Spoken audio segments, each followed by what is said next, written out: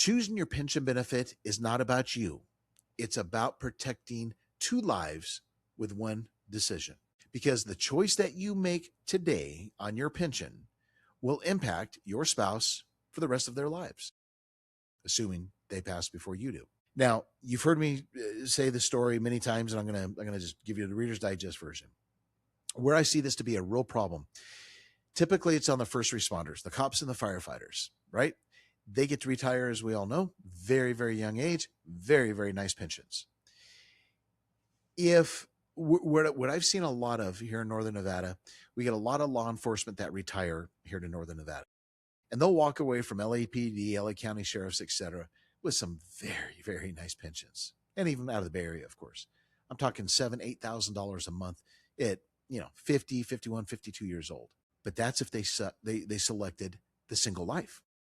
Now, what happens is if let's say they're divorced, right? When they decide to retire, I'm going to change my life. I'm going to retire. I'm going to move on, move to Nevada, blah, blah, blah. New start. Beautiful. Love it. But they take that single life because there's no one in their life, right? They don't have a spouse. They just got a divorce. So guess what? Big fat paycheck comes in. Everything's fine. A couple years go by. They meet the love of their life.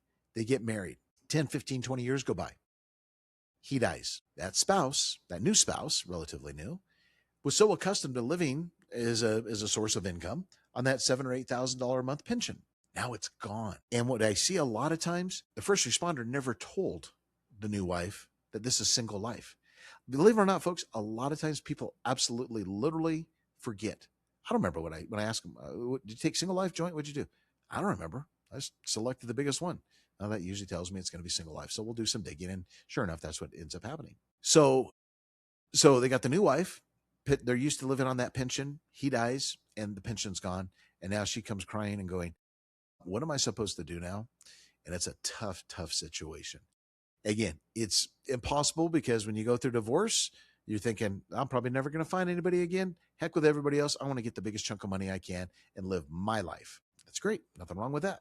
But just be careful. If there's a chance you think you're ever going to remarry, you got to think about it. And, the other problem too, it's like you can't take a joint survivor benefit if you're not married. That's the other issue. So it's a matter of timing, right? You can't say, yeah, I think I'm going to get married in the next 5 years, so give me joint survivor. Well, you can't. There's no joint person at this point. So please, once you start a pension, you can't stop it. And it's a very, very serious situation because, again, we're talking significant sums of money, especially if you live, for the next 20, 30, 40 years. So remember, it's about protecting two lives with one decision.